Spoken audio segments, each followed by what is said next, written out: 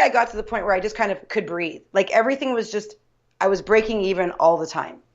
But Right. that's not a healthy place to be either, Well, because there it's was always like, financial what if survival mode, that, right, exactly. right? So I was constantly like going to war with my work, which is not a good feeling when you're trying to transform people. I felt like it was a battle, right? You start to get Right. resentful too, you know? Yeah, and anytime, you're in business and you feel like you need to, like you're in survival mode. Oh, I need like this cash injection. I need this like cash into my business. What can I do right now to bring in some money? Sometimes those things are necessary, but that's not something that you can do for an extended period of time because the energy around that is frantic, Right. right? Yeah. Frantic Oh, energy is yes. not Oh my gosh. abundant. No, not at all. Not at all. And I also had a lot of shame. I didn't want to tell anybody how financially distressed I was, right? And I certainly didn't want my ex to know at the time, because at that time there was still all of the feeling that you get around leaving. He had been cheating. I was going to show him. He was going to show me, right? I didn't want anybody to know how financially distressed I was. Right. And so there was tons of money shame there. And then I had my old money stories popping up, right? And the thing is, I am not married, and we weren't married, and there wasn't going to be any kind of settlement or anything. So I was like, I felt like I was kind of hanging in the wind on a clothesline, like a single sock, like a single Right. tube sock in a freaking storm. That's how I felt. And I was like, what am I going to do? How am I going to recover?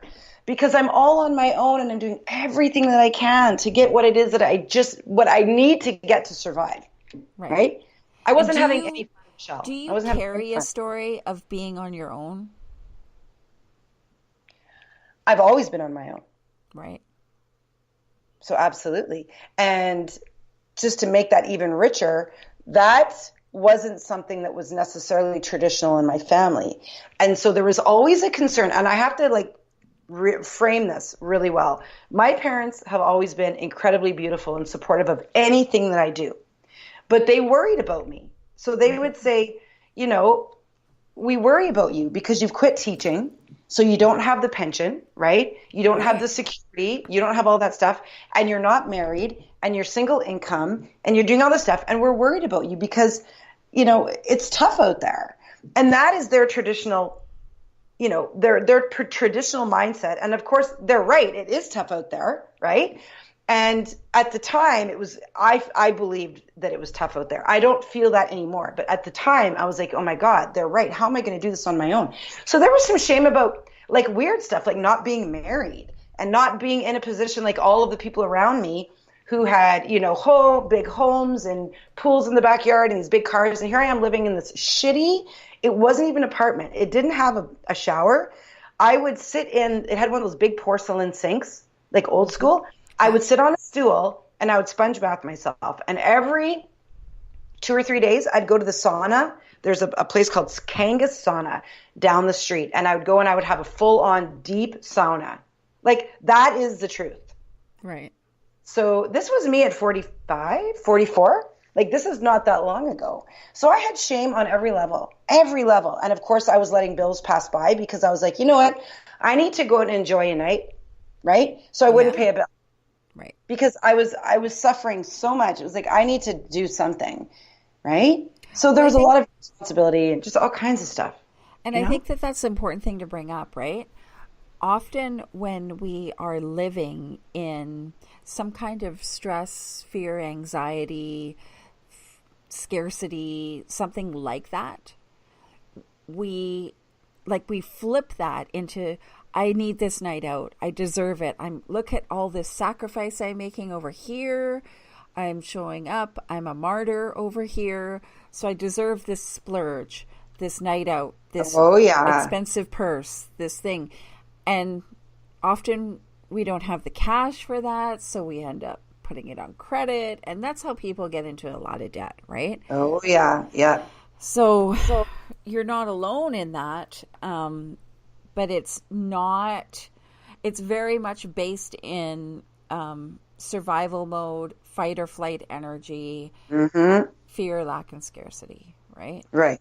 And Right. you can only see that now by looking Yeah. back, I'm sure. Oh, yeah, totally. And it's a beautiful story. And I don't have any, it's so funny. I actually kind of separate myself and I just think, man, if I had the tools back then that I have now, how different things would be. Oh my God. But, but I didn't, I needed to go there because it's part of what I share.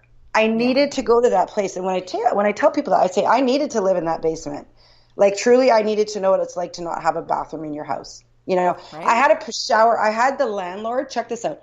I had the landlord install a shower in the gym for my clients, but I truly had him do it for me.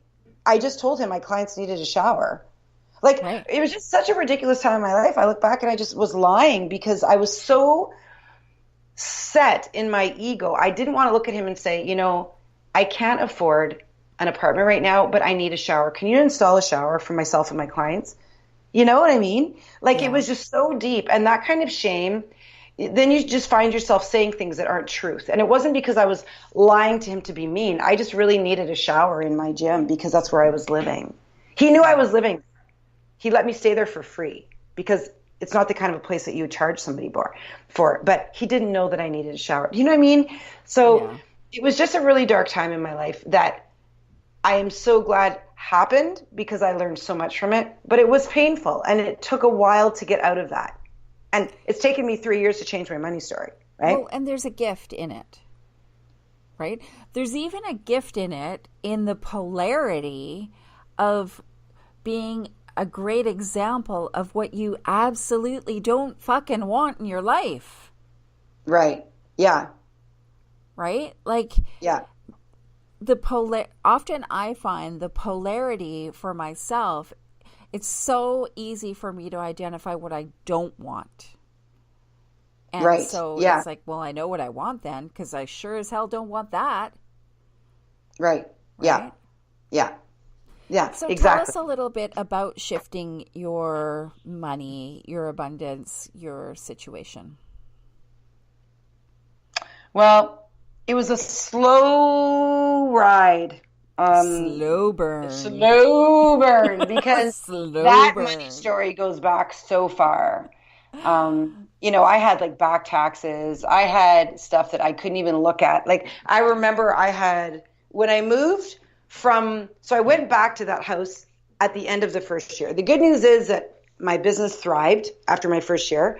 It became like the most popular gym for women in the city. Even though there was some in there, it was really like, it was just an incredible space. And instantly, I moved back into my home, right?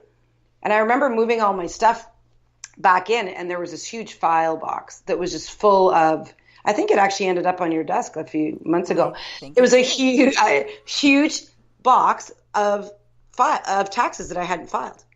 And I remember I would just have like anxiety. And I don't get anxiety, but the only time I've ever had anxiety is around money. And I had like this tightening of my chest, and I would just sit there and go, I can't deal with this. Like, I don't even know where to start.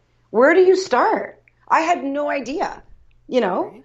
And so it just was like one bad situation after another, And so what I was doing was cleaning up my present messes, but I wasn't taking care of the mess that I had left behind, right? Mm-hmm. So, and that's, I think, where we get really mired down is that maybe we're paying our phone bill and our credit card bill and our mortgage and our car payment. But what about the stuff that's been holding you back for years, like your university student loans or old credit cards or old debts or, like stuff like money that you owe to friends that you just didn't pay back. And it eats away at your soul. It really does. Yeah. So those are the things I think that you have to get over first. And so I had to really heal from those things over this past year. And you've helped me so much in that process and made me feel really safe. And I haven't had any guilt. I would try to have guilt, like, because it's normal. I want to feel guilty. And then you would say, okay, can you like stop? Right? Yeah. And it would kind of wake me up. Because here I am, an adult running this incredible I want to keep saying foundation because I'm thinking of the word, it's the foundation of the work I do. This incredible movement, yet I want to feel guilty about something that doesn't exist anymore, Yeah. And so it was really good for me to have you saying to me time and time again, just stop. Like, you need to rewire because The only way that this movement is going to grow and the only way that you're going to do the things that you see yourself doing is by literally cutting that wire. It's like considered an electrical wire that feeds power to a light, right? Mm-hmm. You have to cut that wire so that there's no more power to that faulty light. And then you rewire. Yeah. Yeah. And it's rewiring your brain, right? 100%. And I think that, you're right. It was a slow burn for you to come to terms with what was going on. And there was a lot of conversations that I didn't know the full story, right? And that is a really common thing. Of course. That is a very common thing. And even though I can say to people, I just need to know the full scope of what I'm looking at here so I can help you. And often they don't know. Right? Like, right. I remember saying to you, like, how many years are we talking about here in regards to taxes? And you're like, I don't know. Yeah, because, okay, but if somebody doesn't know, it means it's lots. Right? Right? Like, it was like, oh, I don't know. Right? Yeah. And I was also ashamed to say, but totally. It felt so good to have somebody to say it to and go, okay, I no longer carry that. I no longer carry that. And the thing is, a secret is only as powerful as it is long held to your heart. Do you know what I mean? I just made that up. But I feel like that's the truth, that the secret is only as powerful as we allow it to be. But the moment that we like unlock it and let it go, it no longer has any power. And I'd been carrying that for so many years, it actually became part of who I was. And it was like this thing that I just tried to not look at because it was I felt so much shame there, And I don't feel that anymore. I completely do not have that feeling anymore. It's gone. And I'll never let that happen again, which is why I have you. Totally. And one of the things that it's important to know is that you don't have to figure this stuff out. Things like taxes, you don't have to figure out. Like, it doesn't cost you a lot of money to get your shit together and get your taxes filed. Like, this stuff can be done fairly inexpensively, and it's worth the money to hand it off to somebody who knows their shit and can just get it done. Yeah. Right? That's right.